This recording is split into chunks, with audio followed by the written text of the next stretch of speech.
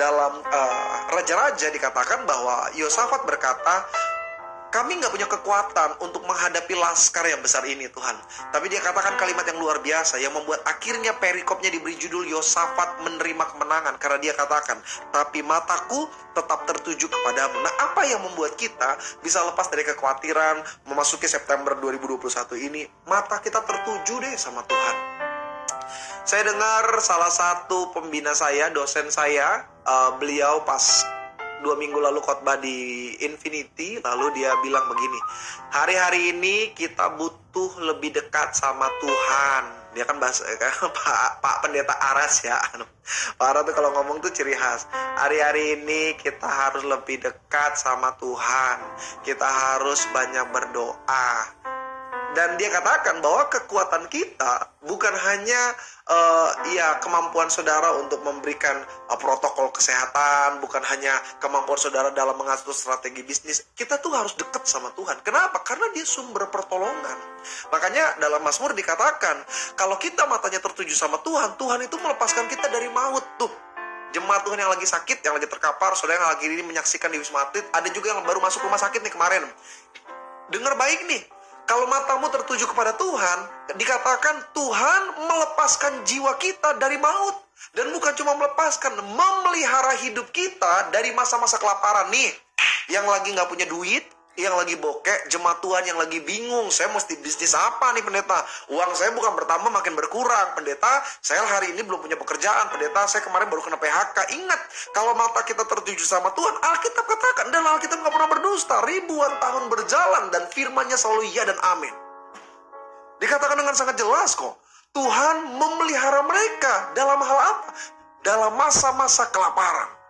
Ini kan lagi sukar. Sebagian orang mereka sukses, sebagian orang mereka bisa move on, mereka bisa berjuang, mereka dapat cuan.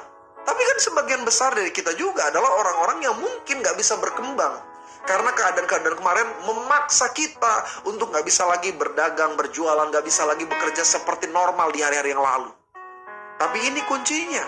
September besok, pandang Tuhan, lihat Tuhan, Dia adalah sumber segala-galanya. Sama-sama bilang sama saya, Tuhan sumber segala-galanya. Saya nggak tahu ya hidup saudara seperti apa. Jujur aja, saya nggak pernah tahu keuanganmu seperti apa. Saya nggak tahu jumlah nominal yang benar-benar engkau pegang berapa. Tapi ini yang saya mau katakan, orang yang punya lebih saja bisa hidup dalam ketakutan dan kekhawatiran. Apalagi kita yang mungkin nggak memiliki satu jaminan apa-apa, tabungan mungkin nggak punya, investasi apalagi. Tapi saya mau katakan, engkau punya Tuhan yang selalu memberikan kepastian di tengah ketidakpastian. Makanya jemaat-jemaat Tuhan, orang cuma bisa kasih nasihat sama kita, lu maju dong, lu move on, ayo dong, berjuang dong. Tapi kan seringkali orang gak tahu hati kita tuh hancurnya kayak gimana. Karena memang dunia ini gak menerima orang yang bersedih. Ingat gak kisah anak bungsu, waktu dia gak punya apa-apa, gak ada yang mau dekat sama dia. Alkitab katakan saking hinanya dan dia gak punya teman satupun, dikatakan dia sampai makan makanan babi. Kalau makan babi itu puji Tuhan ya. Makan babi itu sukacita. Tapi kalau makan makanan babi itu kan artinya manusia kita rendah. Tapi Alkitab bilang, Yesus katakan dalam ilustrasi ini anak bungsu, waktu dia punya uang, dia punya segala-galanya. Dia punya teman, dia punya sahabat. Tapi waktu dia gak punya apa-apa, semua orang meninggalkan mereka.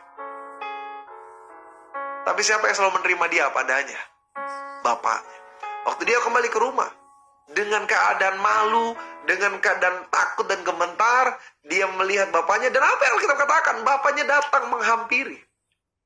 Bapaknya gak tanya, mana sisa uangnya? Bapaknya gak tanya, kamu habiskan untuk apa? Bapaknya bahkan gak mau tahu apa yang terjadi di hari yang kemarin. Selama dia datang sama bapak, pemulihan terjadi baginya. Makanya dia katakan apa? Potong lembu yang paling besar, kita akan adakan pesta. Anakku sudah kembali. Buat jemaat-jemaat Tuhan, pandang Tuhan, supaya engkau melihat sebuah hal yang baik dalam kehidupan saudara. Apalagi di masa-masa kayak gini ya, semua orang tuh mementingkan keadaannya masing-masing. Semua orang coba mencari jalan-jalannya. Tapi ini yang terjadi kalau engkau memandang Tuhan. Firman terakhir, 1 Korintus pasal 29, dengar baik. Ayat yang terkenal. Ada tertulis, apa yang tidak dilihat oleh mata dan tidak pernah didengar oleh telinga dan yang tidak pernah timbul dalam hati manusia, semuanya disediakan Allah untuk mereka yang mengasihi Dia.